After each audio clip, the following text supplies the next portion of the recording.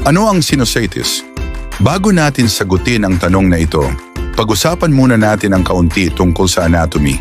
Ang mga sinuses ay mga puwang sa mga buto sa paligid ng ilong na konektado sa ilong sa pamamagitan ng maliliit na kanal. Ang mga tao ay may 4 na pares ng paranasal sinuses. Ang mga maxillary sinuses na pinakamalaki ay nasa iyong mga pisngi. Ang mga frontal sinuses ay nasa gitnang bahagi ng iyong noo. Ang mga ethmoid sinuses ay nasa pagitan ng iyong mga mata. At ang mga sphenoid sinuses ay nasa likod ng iyong ilong. Ang mga sinuses na ito ay may lining na tinatawag na mucosa. Ang sinusitis ay nangangahulugang namamaga ang mga sinuses. Ang pangunahing sanhi ng sinusitis ay viral na impeksyon na bumubuo ng 78% ng mga kaso. Maaari ding sanhi ng bacterial na impeksyon ng sinusitis at ang ilang mga kaso ay dulot ng fungal na sakit. May mga bagay na nagpapataas ng tiyansa na magkaroon ng sinusitis tulad ng allergic rhinitis, pagkakalantad sa usok o paninigarilyo, at mga abnormalidad sa anatomy na nagpapahirap sa pagdaloy ng mga sinuses. Ang pangunahing problema sa sinusitis ay ang pagbara ng mga sinus openings o ostia dahil sa pamamaga. Ang pagbara ay pumipigil sa sirkulasyon ng hangin at pagtatanggal ng likido na nagiging perpektong lugar para sa bakteryal na impeksyon. Mayroong iba't ibang uri ng sinusitis tulad ng acute sinusitis, tumatagal ng hanggang 4 na linggo. Subacute sinusitis, tumutagal ng 4 hanggang 12 linggo. Chronic sinusitis, tumutagal ng higit sa 12 linggo at maaaring magpatuloy ng buwan o taon. Recurrent sinusitis, maraming beses na umaatake sa loob ng 1 taon. Mga sintomas ng sinusitis. Ang pinakaunang mapapansin ng karamihan ay ang sakit. Ang sakit ay maaaring nasa bahagi ng sinus na apektado o maaaring maging pangkalahatang sakit ng ulo. Kung tatapikin mo ang apektadong sinus, maaaring maramdaman ang kirot. Dahil sa pamamaga ng mucosa, nagkakaroon ng maraming mucus na dumadaloy sa nasal cavity sa pamamagitan ng sinus openings. Ang mucus ay maaaring lumabas sa ilong na nagiging sanhi ng nasal discharge o pumunta sa likod ng lalamunan na nagiging sanhi ng iritasyon at pagubo.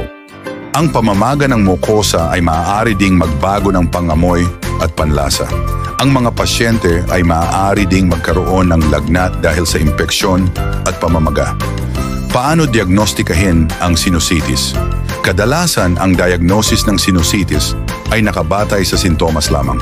Karaniwang sintomas ay nasal o postnasal drip, sakit o pressure sa sinus, nasal congestion, pagbaba ng kakayahang amuyin, pag-ubo, sakit ng ulo at lagnat.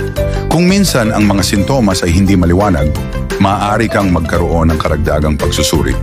Ang doktor ay maaaring gumamit ng rhinoscopy upang tingnan ang loob ng ilong para sa postnasal drip.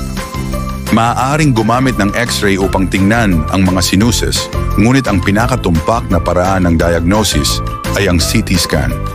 Ang iba pang mga pagsusuri ay ginagawa lamang kung kinakailangan sa mga espesyal na sitwasyon. Paano pagalingin ang sinusitis?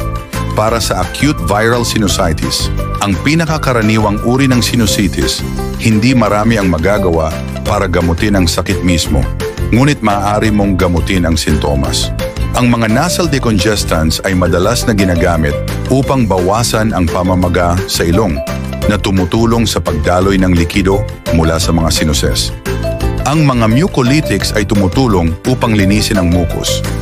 Ang pag-inom ng maraming tubig ay nakakatulong sa pagdaloy ng mucus dahil ang mucus ay hindi masyadong malagkit kung maayos ang hydration ng katawan. Ang mga pain relievers ay makakatulong upang maibsan ang sakit. Para sa acute bacterial sinusitis, kasama ang lahat ng nabanggit, nagbibigay din tayo ng antibiotics sa loob ng 10 hanggang 14 na araw. Para sa chronic sinusitis, kasama ang lahat ng nabanggit, ngunit ang antibiotics ay ibinibigay sa mas mahabang panahon, karaniwan ay 4 hanggang 6 na linggo.